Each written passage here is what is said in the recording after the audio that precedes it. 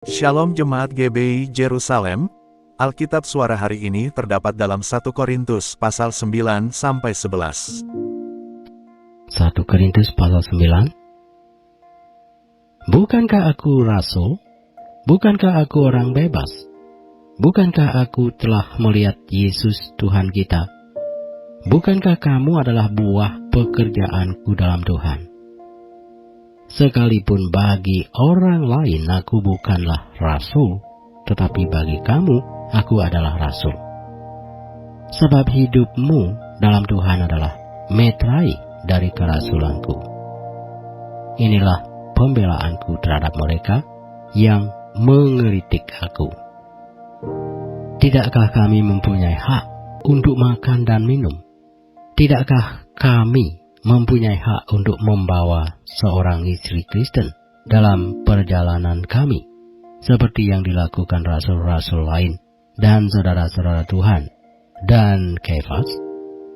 Atau hanya aku dan Barnabas sajakah yang tidak mempunyai hak untuk dibebaskan dari pekerjaan tangan? Siapakah yang pernah turut dalam peperangan atas biayanya sendiri? Siapakah yang menanami kebun anggur dan tidak memakan buahnya? Atau siapakah yang menggembalakan kawanan domba dan yang tidak minum susu domba itu? Apa yang kukatakan ini bukanlah hanya pikiran manusia saja. Bukankah hukum Taurat juga berkata-kata demikian? Sebab dalam hukum Musa ada tertulis, janganlah engkau memberangus mulut lembu yang sedang mengirik. Lembukah yang Allah perhatikan? Atau kitakah yang ia maksudkan? Ya, untuk kitalah hal ini ditulis. Yaitu, pembajak harus membajak dalam pengharapan. Dan pengirik harus mengirik dalam pengharapan untuk memperoleh bagiannya. Jadi jika kami telah menaburkan benih rohani bagi kamu, berlebih-lebihankah kalau kami menuai hasil duniawi daripada kamu? Kalau orang lain mempunyai hak untuk mengharapkan hal itu daripada kamu, bukankah kami mempunyai hak yang lebih besar? Tetapi kami tidak mempergunakan hak itu. Sebaliknya kami menanggung segala sesuatu, supaya jangan kami mengadakan rintangan bagi pemberitaan Injil Kristus. Tidak tahukah kamu bahwa mereka yang melayani dalam tempat kudus mendapat penghidupannya dari tempat kudus itu? Dan bahwa mereka yang melayani mezbah mendapat bagian mereka dari mezbah itu. Demikian pula Tuhan telah menetapkan bahwa mereka yang memberitakan Injil harus hidup dari pemberitaan Injil itu.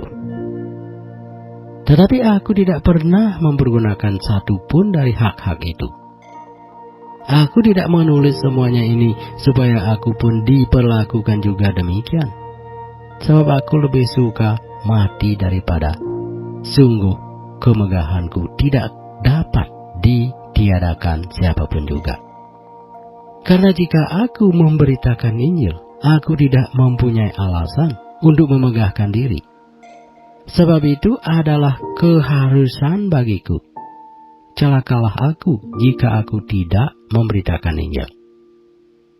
Kalau andai kata aku melakukannya menurut kehendakku sendiri, memang aku berhak menerima upah.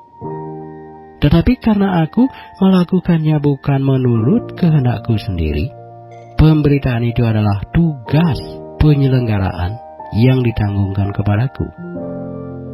Kalau demikian, apakah upahku? Upahku ialah ini, bahwa aku boleh memberitakan Injil tanpa upah.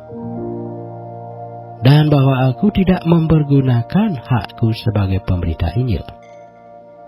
Sungguh pun aku bebas terhadap semua orang. Aku menjadikan diriku hamba dari semua orang, supaya aku boleh memenangkan sebanyak mungkin orang. Demikianlah Bagi orang Yahudi, aku menjadi seperti orang Yahudi, supaya aku memenangkan orang-orang Yahudi. Bagi orang-orang yang hidup di bawah hukum Taurat, aku menjadi seperti orang yang hidup di bawah hukum Taurat. Sekalipun aku sendiri tidak hidup di bawah hukum Taurat, supaya aku dapat memenangkan mereka yang hidup di bawah hukum Taurat. Bagi orang-orang yang tidak hidup di bawah hukum Taurat, aku menjadi seperti orang yang tidak hidup di bawah hukum Taurat.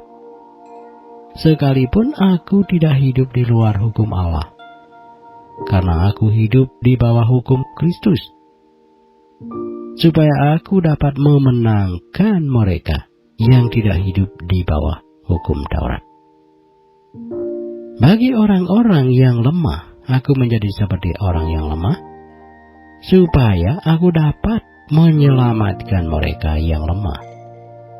Bagi semua orang aku telah menjadi segala-galanya, supaya aku sedapat mungkin memenangkan beberapa orang dari antara mereka.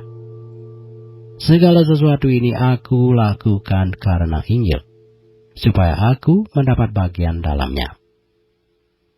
Tidak tahukah kamu bahwa dalam gelanggang pertandingan semua peserta turut berlari, tetapi bahwa hanya satu orang saja yang mendapat hadiah? Karena itu, larilah begitu rupa, sehingga kamu memperolehnya. Tiap-tiap orang yang turut mengambil bagian dalam pertandingan menguasai dirinya dalam segala hal. Mereka berbuat demikian untuk memperoleh suatu mahkota yang fana, tetapi kita untuk memperoleh suatu mahkota yang abadi. Sebab itu aku tidak berlari tanpa tujuan, dan aku bukan petinju yang sembarangan saja memukul, tetapi aku melatih tubuhku dan menguasainya seluruhnya, supaya sesudah memberitakan Injil kepada orang lain, jangan aku sendiri ditolak. 1 Korintus pasal 10. Aku mau supaya kamu mengetahui, saudara-saudara, bahwa nenek moyang kita semua berada di bawah perlindungan awan, dan bahwa mereka semua telah melintasi laut. Untuk menjadi pengikut Musa, mereka semua telah dibaptis dalam awan dan dalam laut. Mereka semua makan makanan rohani yang sama, dan mereka semua minum minuman rohani yang sama, sebab mereka minum dari batu karang rohani yang mengikuti mereka. Dan batu karang itu ialah Kristus. Tetapi sungguh pun demikian, Allah tidak berkenan kepada bagian yang terbesar dari mereka, karena mereka ditewaskan di padang gurun. Semuanya ini telah terjadi sebagai contoh bagi kita, untuk memperingatkan kita supaya jangan kita menginginkan hal-hal yang jahat seperti yang telah mereka perbuat, dan supaya jangan kita menjadi penyembah-penyembah berhala, sama seperti beberapa orang dari mereka.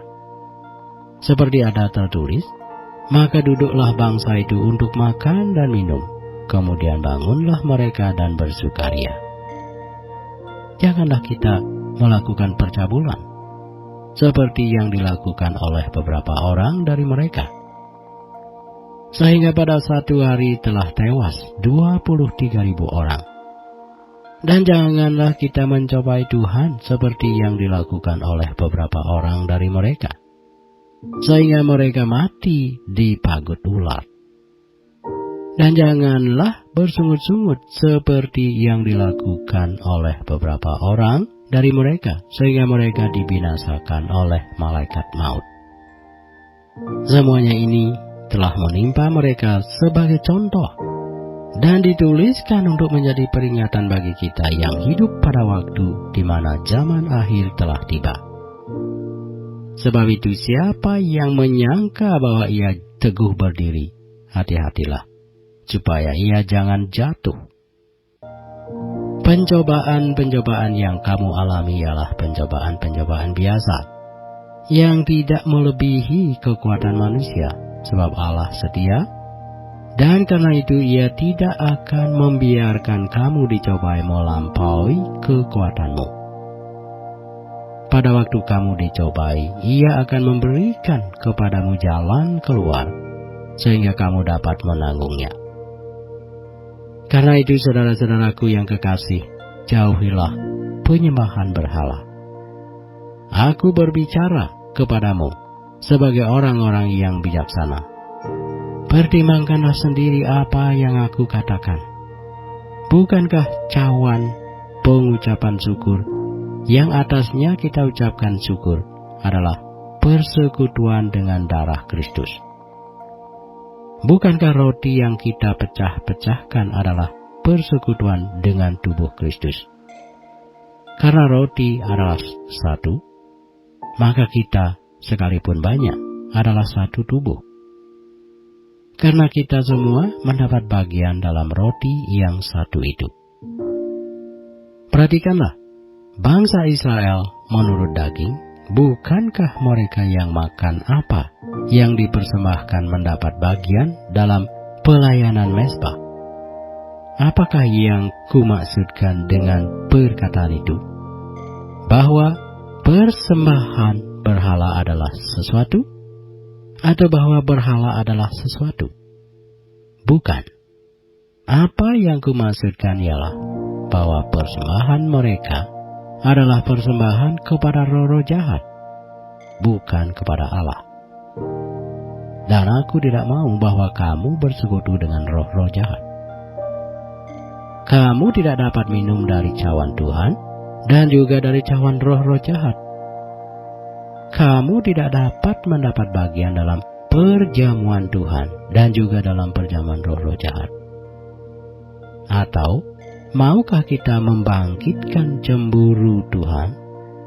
Apakah kita lebih kuat daripada Dia? Segala sesuatu diperbolehkan, benar, tetapi bukan segala sesuatu berguna.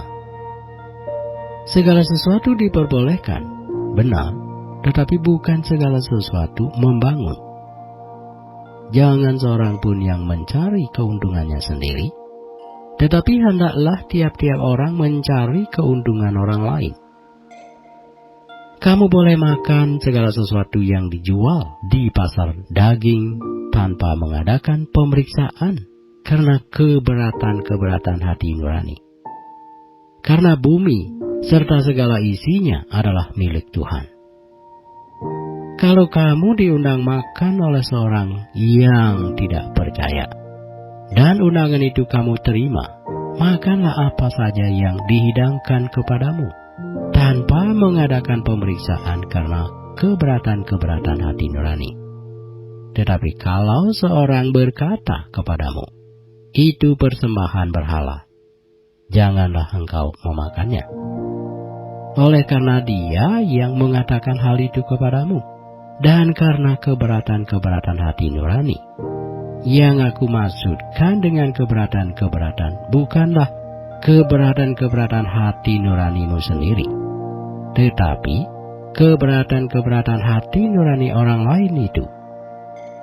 Mungkin ada orang yang berkata, mengapa kebebasanku harus ditentukan oleh keberatan hati nurani orang lain? Kalau aku mengucap syukur atas apa yang aku turut memakannya, mengapa orang berkata jahat tentang aku karena makanan yang atasnya aku mengucap syukur?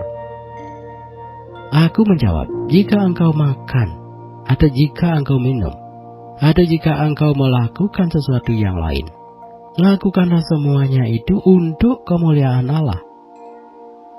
Janganlah kamu menimbulkan syak dalam hati orang, baik orang Yahudi atau orang Yunani, maupun jemaat Allah. Sama seperti aku juga berusaha menyenangkan hati semua orang dalam segala hal, bukan untuk kepentingan diriku, tetapi untuk kepentingan orang banyak, supaya mereka beroleh selamat. 1 Korintus pasal 11. Jadilah pengikutku sama seperti aku juga menjadi pengikut Kristus. aku harus memuji kamu, sebab dalam segala sesuatu kamu tetap mengingat akan aku, dan teguh berpegang pada ajaran yang kuteruskan kepadamu. Tetapi aku mau supaya kamu mengetahui hal ini, yaitu kepala dari tiap-tiap laki-laki ialah Kristus, kepala dari perempuan ialah laki-laki, dan kepala dari Kristus ialah Allah. Tiap-tiap laki-laki yang berdoa atau bernubuat dengan kepala yang bertudung menghina kepalanya. Tetapi tiap-tiap perempuan yang berdoa atau bernubuat dengan kepala yang tidak bertudung menghina kepalanya. Sebab ia sama dengan perempuan yang dicukur rambutnya. Sebab jika perempuan tidak mau menudungi kepalanya, maka haruslah ia juga menggunting rambutnya. Tetapi jika bagi perempuan adalah penghinaan bahwa rambutnya digunting atau dicukur, maka haruslah ia menudungi kepalanya. Sebab laki-laki tidak perlu menudungi kepalanya. Ia menyinarkan gambaran dan kemuliaan Allah. Tetapi perempuan menyinarkan kemuliaan laki-laki. Sebab laki-laki tidak berasal dari perempuan, tetapi perempuan berasal dari laki-laki. Dan laki-laki tidak diciptakan karena perempuan, tetapi perempuan diciptakan karena laki-laki. Sebab itu perempuan harus memakai tanda wibawa di kepalanya oleh karena para malaikat.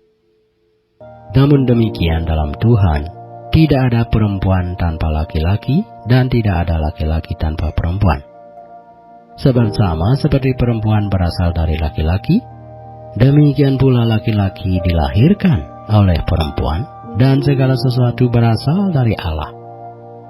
Pertimbangkanlah sendiri, patutkah perempuan berdoa kepada Allah dengan kepala yang tidak bertudung? Bukankah Allah sendiri menyatakan kepadamu bahwa adalah kehinaan bagi laki-laki jika ia berambut panjang? Tetapi bahwa adalah kehormatan bagi perempuan jika ia berambut panjang, sebab rambut diberikan kepada perempuan untuk menjadi penudung.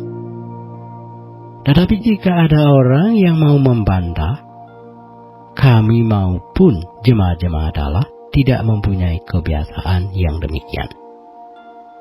Dalam peraturan-peraturan yang berikut aku tidak dapat memuji kamu, sebab pertemuan-pertemuanmu tidak mendatangkan kebaikan, tetapi mendatangkan keburukan. Sebab pertama-tama aku mendengar bahwa apabila kamu berkumpul sebagai jemaat, ada perpecahan di antara kamu, dan hal itu sedikit banyak aku percaya. Sebab di antara kamu harus ada perpecahan supaya nyata nanti siapakah di antara kamu yang tahan uji. Apabila kamu berkumpul, kamu bukanlah berkumpul untuk makan perjamuan Tuhan. Sebab pada perjamuan itu, tiap-tiap orang mau makan dahulu makanannya sendiri, sehingga yang seorang lapar dan yang lain mabuk. Apakah kamu tidak mempunyai rumah sendiri untuk makan dan minum? Atau maukah kamu menghinakan jemaat Allah dan memalukan orang-orang yang tidak mempunyai apa-apa? Apakah yang kukatakan kepada kamu? Memuji kamu? Dalam hal ini aku tidak memuji. Sebab apa yang telah kuteruskan kepadamu telah aku terima dari Tuhan, yaitu bahwa Tuhan Yesus pada malam waktu ia diserahkan mengambil roti, dan sesudah itu ia mengucap syukur atasnya, ia memecah-mecahkannya dan berkata, inilah tubuhku yang diserahkan bagi kamu. Perbuatlah ini menjadi peringatan akan aku. Demikian juga ia mengambil cawan sesudah makan, lalu berkata, cawan ini adalah perjanjian baru yang dimeteraikan oleh darahku. Perbuatlah ini setiap kali kamu meminumnya menjadi peringatan akan aku. Sebab setiap kali kamu makan roti ini dan minum cawan ini, kamu memberitakan kematian Tuhan sampai Ia datang. Jadi barang siapa dengan cara yang tidak layak makan roti atau minum cawan Tuhan, ia berdosa terhadap tubuh dan darah Tuhan. Karena itu hendaklah tiap-tiap orang memuji dirinya sendiri. Dan baru sesudah itu ia makan roti dan minum dari cawan itu. Karena barang siapa makan dan minum tanpa mengakui tubuh Tuhan, ia mendatangkan hukuman atas dirinya. Sebab itu banyak di antara kamu yang lemah dan sakit, dan tidak sedikit yang meninggal. Kalau kita menguji diri kita sendiri, hukuman tidak menimpa kita.